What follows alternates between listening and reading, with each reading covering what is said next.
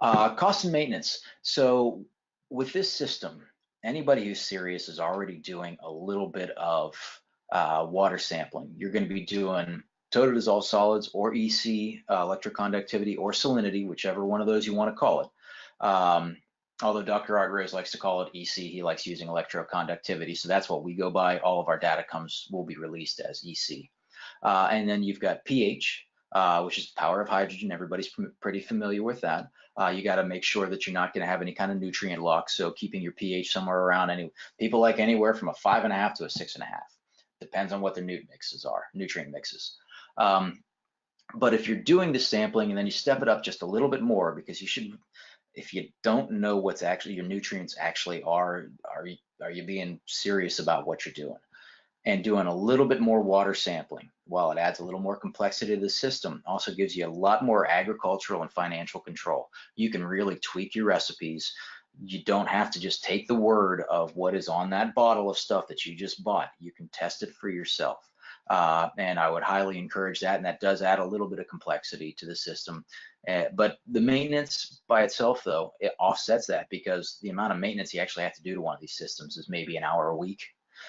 Depends on how much material you're putting into it, and how often you want to pull out soil or the silt and loam, those soil amendments, which are what's settled to the bottom of the tanks and then you drain. So even then, it's a very simple system. And that was one of the things that we found that really was the important part. Yeah, you can make a wetland, you can make it in a box, but can you make a wetland in a box that's easy to use? And that's what we spent our time and really been doing that proven science to show. And it's come out with where we are now, very advanced bioreactors specifically for wetland agriculture. Coming up also, we have automation, and there's a lot of off-the-shelf material that you can use, different products, different cell phone applications to be able to track. And that's something that we're rapidly advancing into. So we've been on 14 sites since 2011. We're treating right now approximately 400,000 gallons of water every single day. And that is an experience that we've been able to then turn into agriculture, and we can deliver now. Our systems are starting anywhere for $7,000 for a home system, and it's expected, and depends on what you're growing, but it's expected that your ROI will be less than a year, depending on, say, if it is cannabis, how many cycles you're doing. How many cycles can you run in a year? 2, 3, 5, depends on how many rooms you're running. So that's where we'd have to really sit down, take some of this information that you've put onto that survey or that you're thinking about in the back of your head, and start crunching some numbers. The system comes ready to install and ship to your door, and it is easy setup. The reactors that you're seeing there, the different forms are as they're showing up, and so it's pretty much plug and play. You're using Fernco's and screwdrivers, and just making sure you've got a good stable pad to put what is a pretty good sized water reservoir.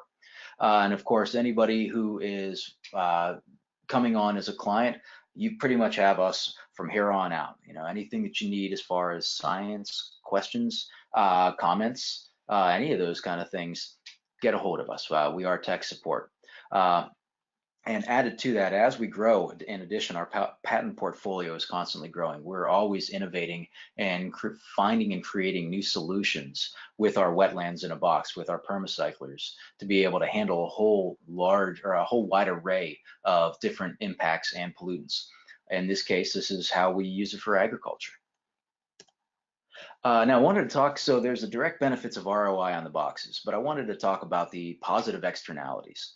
Positive externalities are things that you didn't necessarily pay for. You're not necessarily getting a direct monetary kickback, but still affect the world or the community or the environment or the economy that you live in. And one of the big ones is if you're recycling water, carbon dioxide, nutrients, silt, soil, then you have less material demand on your business personally. And especially for the local supply and local infrastructure.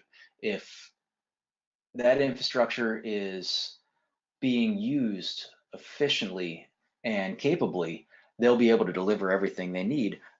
But sometimes that infrastructure takes time to fix. It's very hardened and it's durable, but it takes a long time to really get that entire system pulled together. And if you can go into a new area, or you're building a new farm or a new grow, And you can integrate independence right in the beginning that allows you to detach yourself from that dependence on that outside infrastructure. And of course, that means greater profit because you've got lowering operating costs and especially lower upfront costs.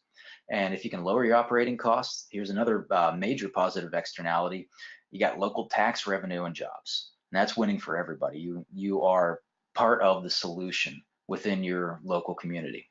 And it's a circle that gives back. Because in some cases, if you got less government oversight, say on your effluents, your discharges, then they are out of your business. Not such a bad thing. All you're doing is paying your taxes and helping your local community.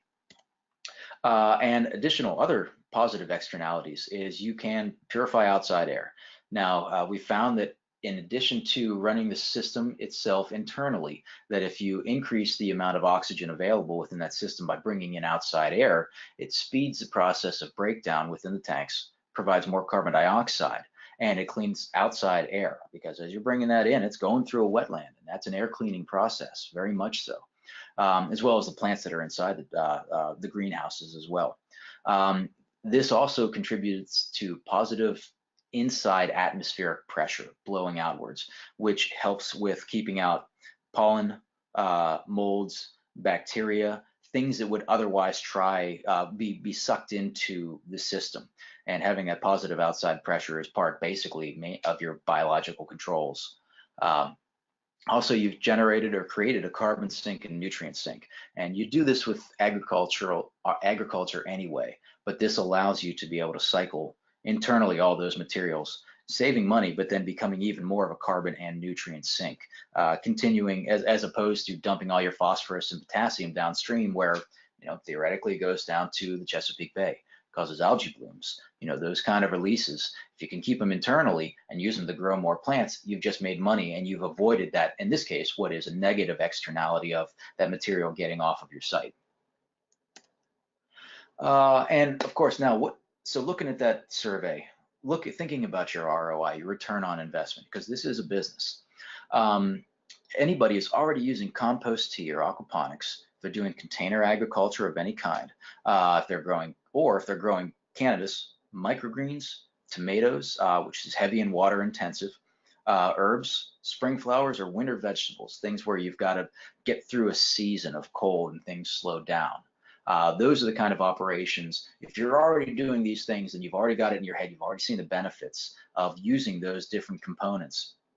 And the PermaCycler puts all those components together into one package that's then delivered, easy to set up, and start showing you ROI, like I said, in about a year, depending on the amount of cycles that you do.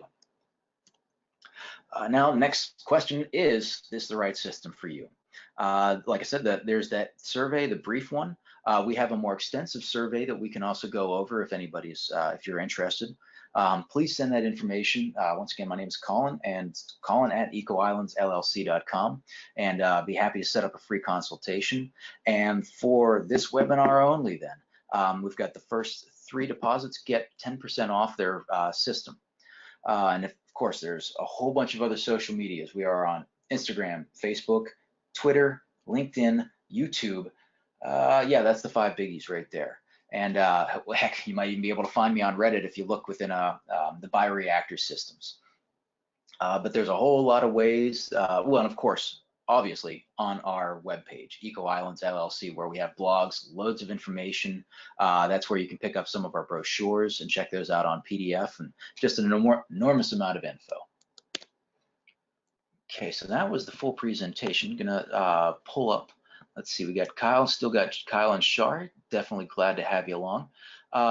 Let's see, Kyle, I think we were going to bring you back on to ask, you might have had a couple questions, and I'd be happy to address those if I can get this thing to bring you up. And it's asking me to send an unmute request.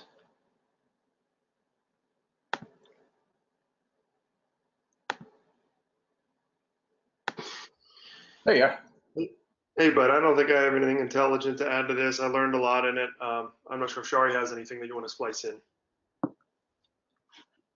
I didn't see anything that popped up through her chat line. Yep, didn't see anything that popped through on our chat. Okay, well then I'll tell you what, let me just go ahead and do a quick sign off, and I'll do a re-edit and we'll be good to go. Yep, sounds good.